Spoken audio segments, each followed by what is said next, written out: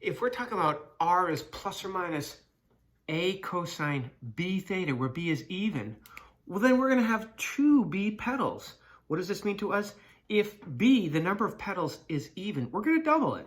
For example, r is equal to 5. There's nothing magical about 5. I'm just holding, remember, this is PL, petal length. I'm holding petal length equal at 5, so we don't have to concentrate on it. 5 cosine of 2 theta.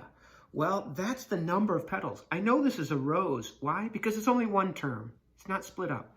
So there are 4 petals. I just doubled that. And if I wanted to start here with r and theta, if I chose 0 for theta, then I'd have 5 cosine of 2 times 0. Cosine 2 times 0 is 0. Cosine of 0 is 1 times 5 is 5. So you can see that cosine is fairly predictable. We're going to have this point here. This is 5 comma 0. And remember, that is r comma theta. That's not xy. If we have 360 degrees in a circle to play with, and I know I have 4 petals, of course there's 90 degrees between the, 90 degrees between the petals.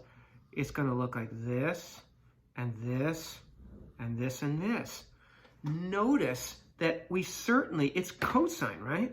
So that means we're going to have this polar axis symmetry. Whatever happens below happens above. But we actually have theta equals pi over 2 symmetry as well. Whatever happens to the left happens to the right. And look here, we have symmetry across the pole as well. In other words, what's happening in quadrant 2 is happening in quadrant 4, and what's happening in quadrant 1 is happening in quadrant 3. So what kind of symmetry? All 3 across the polar axis, across the theta equals pi over 2 axis, and across the pole. Interestingly enough, what happens if I put a negative there? Well, then I'm going to reflect this over this theta equals pi over 2 axis, and I get the same shape. So it doesn't matter if there's a plus or minus there. When the number of petals is even and it's a cosine, we're going to get the same exact shape. If I asked you to graph y equals r equals 5 cosine 4 theta, notice petal length is 5, and I've held that constant. But now we have 4, it's even, so we have to double it, 8 petals. So if I have 8 petals, I know 360 divided by 8 is 45 degrees. So when I make a theta and r chart, if I put a 0 in here, then r is 5 cosine 4 times 0. Cosine of 0 is 1 times 5 is 5. So that's how I'm just establishing that point there. Notice what I do anytime I'm drawing an even number of petals for cosine.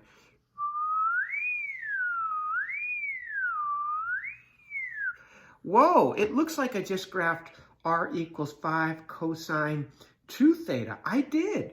It's sort of the backbone of all of the even cosine ones. Look, cosine loves to be bisected by the theta equals pi over 2 axis and the polar axis. It loves to be bisected.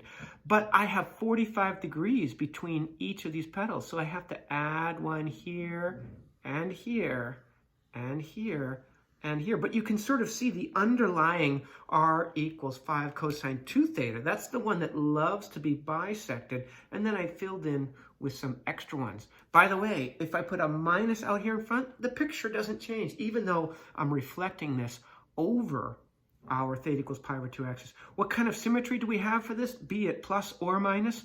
Well, of course, left and right symmetry, so theta equals pi over 2 symmetry. Of course, up and down symmetry, so polar axis symmetry. And look, whatever's happening in quadrant 1 is mirrored in quadrant 3. How about what's happening in quadrant 2? It's mirrored in quadrant 4. So I have all 3 types of symmetry because I have symmetry across the pole as well. So symmetry, I'm going to say all 3. And when I say all 3, I'm talking about theta equals pi over 2, polar axis, and then symmetry across the pole is our 3rd type of symmetry. R equals 5 cosine 6 theta. Well, I've held this constant just so we don't have to worry about it at 5. That's petal length. And if I double this, I know there's 12 petals. And if I have 360 degrees to play with, divided by 12, that's going to give me 30 degrees between petals. If I do my little r theta trick just once and I put in a 0, 0 times 6 is 0. Cosine of 0 is 1 times 5 is 5. So you can see I get this sort of, I won't even call that a magical point, but I do know that this is part of my polar graph. Well, I start here, just as I did that last time, graphing, what was that? It looks like I graphed r equals 5 cosine of 2 theta. Yeah, I did. That has 4 petals. Cosine loves to be bisected by the polar axis. Its petals are always going to be bisected by the polar axis and the theta equals pi over 2 axis. But now I have to do every 30 degrees. So at 30 degrees, and then another 30 would put me at 60, and here, and here, and here, and here, and here, and here. And you can see I've got, between this petal and this petal, I've got 30 degrees. And then I've got another 30 here. And I've drawn my 12 petals. The underlying 4 petals from this graph love to be bisected by the polar axis and the theta equals pi over 2 axis.